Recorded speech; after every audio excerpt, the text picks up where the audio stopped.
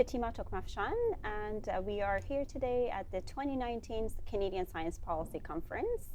And I am joined by Dr. Alafia Samuels, the honorary professor at the Caribbean Institute for Health Research.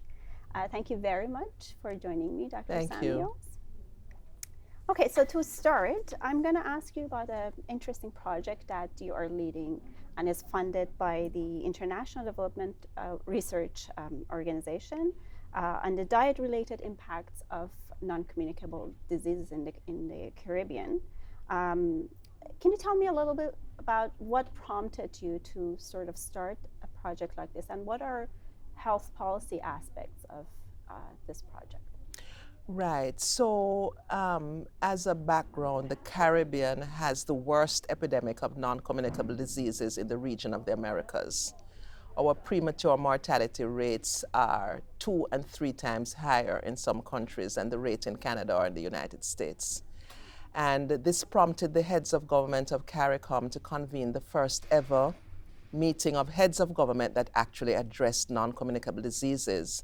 They issued the Port of Spain Declaration in 2007, and the IDRC supported that meeting, as well as in 2007, they supported the University of the West Indies to do a formal evaluation of the implementation of the Port of Spain Declaration in the 20 countries of the Caribbean community. So based on that evaluation, we found that the weakest areas had to do with diet, communications, and schools. And so the IDRC came back and said that they're interested in doing a second project with us that would focus on those areas and would look at improving household nutrition security and public health in the Caribbean. And so that's the project that I've been leading for the last 2 years. It's a 4-year project, so we're right in the middle, about to have our midterm review. And the project really seeks to increase dietary diversity in the diets, because we recognize that one of the main problems is that people are not eating a diverse enough diet, not enough fruits and vegetables in the diet. Yeah, you raised a couple of very interesting and unique challenges that those small islands are facing as they're labeled as a small island developing states, and Right. Their problems are quite unique to basically their geography and the fact that it's a small land isolated by water.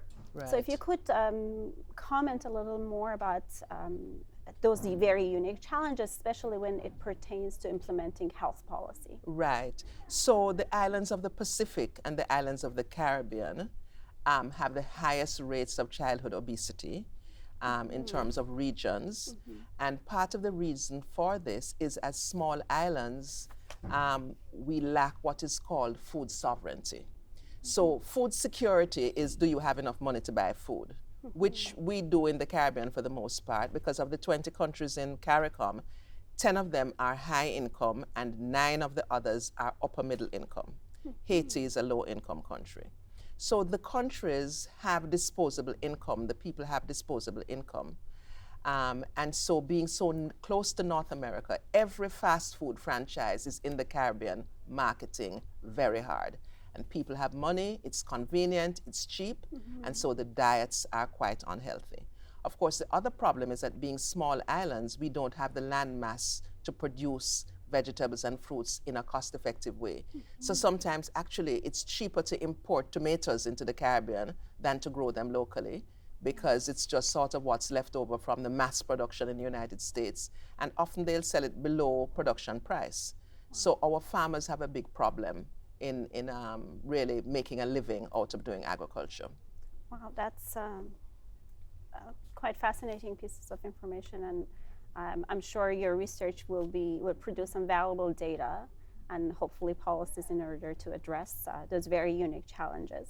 As our final questions before we wrap up, I'm wondering if this is, I guess, your first conference here. Yes, yes. And so what do you see as the greatest value of coming here in this cold weather and participating in this conference? Well, you know, we have had a very helpful and very supportive relationship with the International Development Research Center, which is funded by Canadian taxpayers. In fact, I'm just coming from meeting my project officers over at IDRC where we were discussing the project and how it was going and so on. And in terms of health policy, and this is a science policy conference, in terms of health policy, I think we have had some unique experiences in the Caribbean, leading in some areas in terms of addressing health policy around non-communicable diseases. For example, next week I'm going to Guyana to a meeting of the Caribbean Ministers of Trade and Ministers of Health, who will be sitting together to discuss health policy as it relates to food that is imported into the Caribbean. So I think the ability to share that kind of approach that we have taken, it's a very collaborative approach. We are small independent islands, but then you have your different states that have their own state governments as well. So the whole question of working together across political jurisdictions is something I think we have in common, and that we can share information about the lessons learned and the do's and the don'ts. That's wonderful.